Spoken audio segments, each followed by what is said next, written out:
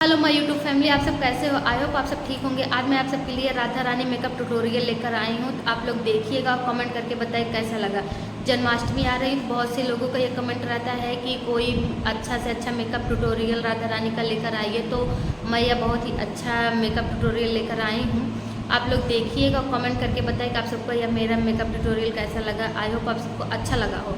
अगर मेरा यह लुक आप सबको अच्छा लगा हो तो लाइक, कमेंट, शेयर और सब्सक्राइब जरूर कर दीजिएगा और बेल आइकन को प्रेस कर दीजिए ताकि मेरे वीडियो की नोटिफिकेशन आप तक सबसे पहले पहुंच सके।